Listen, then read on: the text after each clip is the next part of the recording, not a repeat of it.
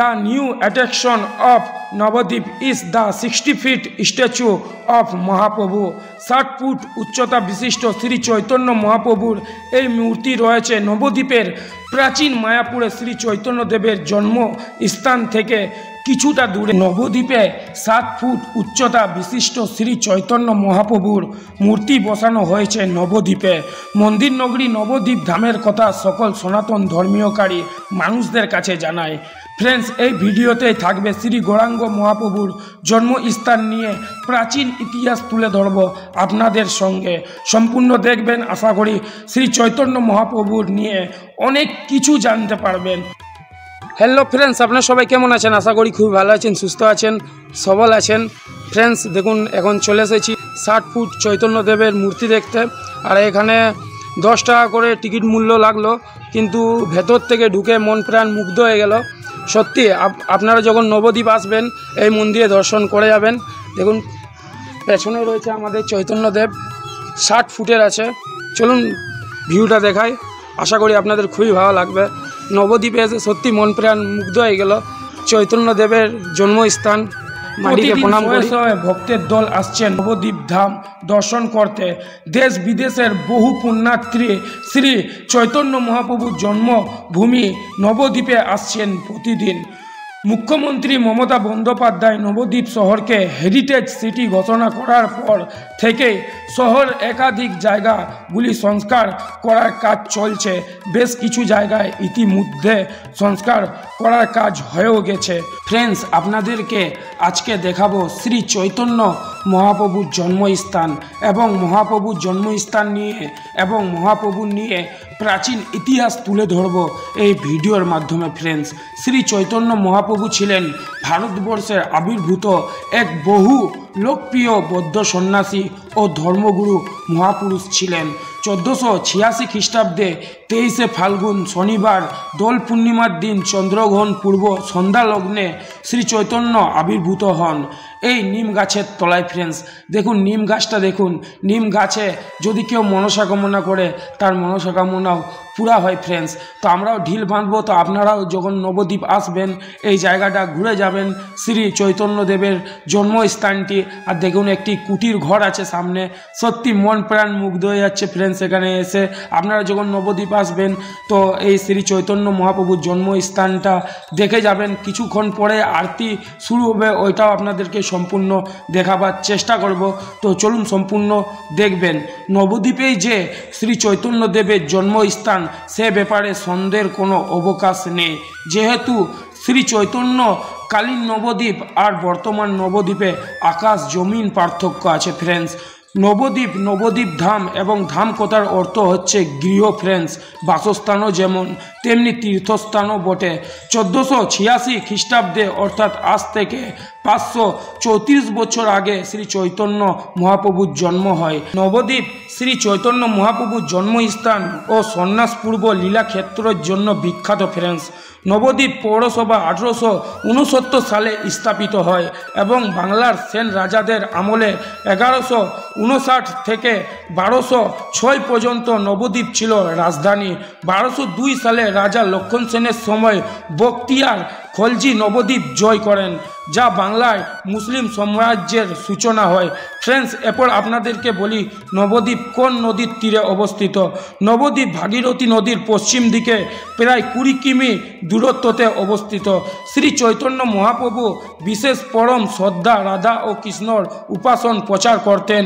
জাতিবর্ণ নির্বিশেষে ব্রাহ্মণ থেকে ক্ষুদ্র নঙ্গট পর্যন্ত শ্রী হরির ভক্তি ও হরে কৃষ্ণ মহামন্ত্র বিতরণ করেন, যা শ্রী পদ্মা পুরাণে হর পার্বতী সংবাদে উল্লেখ করা হয়েছে।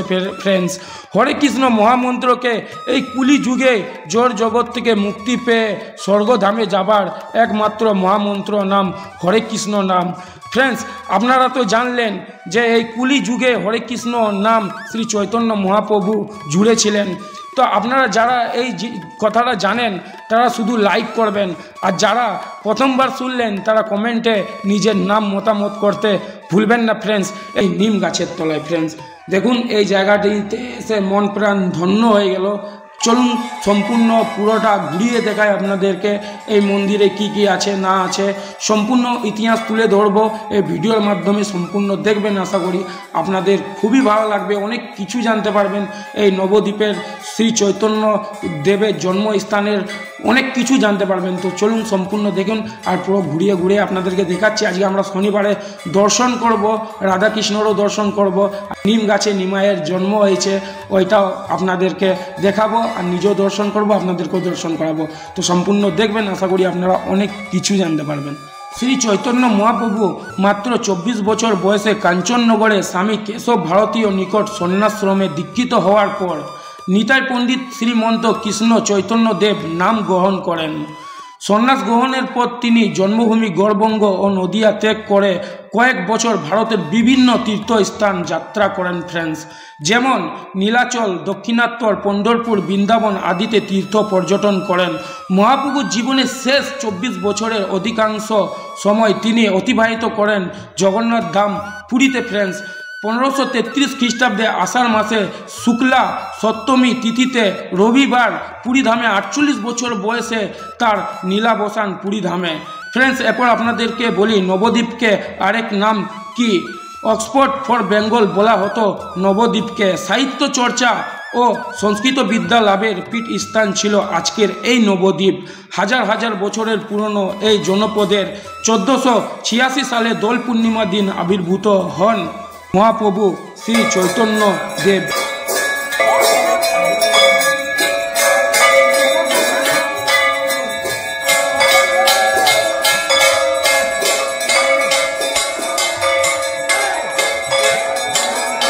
খুবই ভালো লাগছে, কমেন্টে মতামত করতে ভুলবেন না যে আমাদের মহাপ্রভুর জন্মস্থানটা আপনাদের কেমন লেগেছে।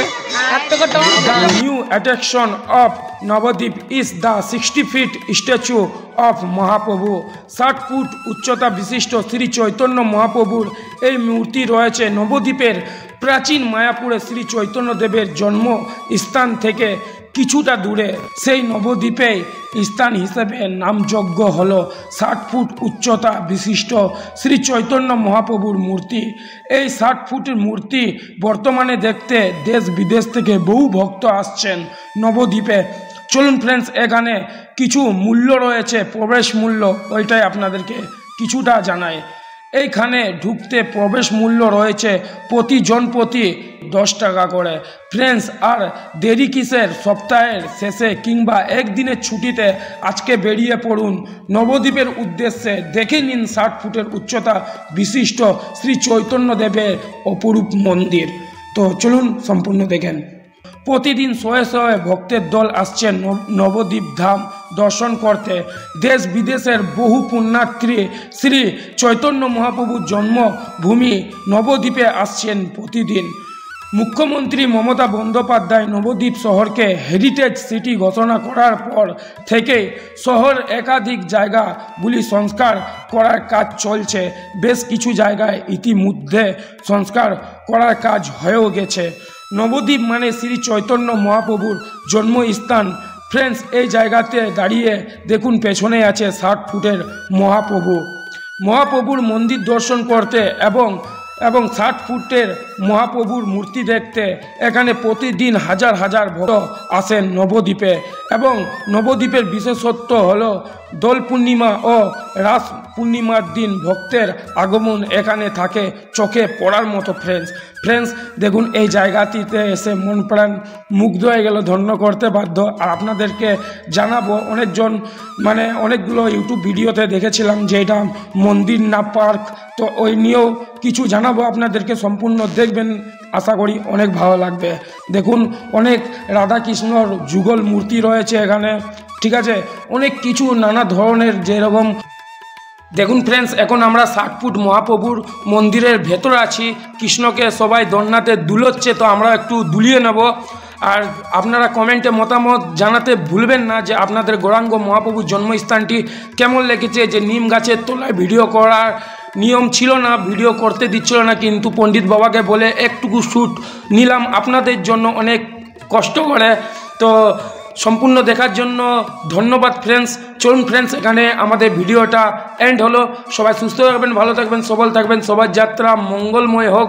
নতুন হয়ে থাকলে সাবস্ক্রাইব করে নেবেন, আর যদি সাবস্ক্রাইব করে থাকেন তবে অনেক অনেক ধন্যবাদ মন থেকে। দেখা হচ্ছে পরের ব্লগে। এখনকার জন্য এতটাই, সবাই সঙ্গে বলো রাধে রাধে রাধে রাধে রাধে রাধে। চলুন ফ্রেন্ডস, এখানে আমাদের ভিডিওটা এন্ড হলো। সবাই ভালো থাকবেন।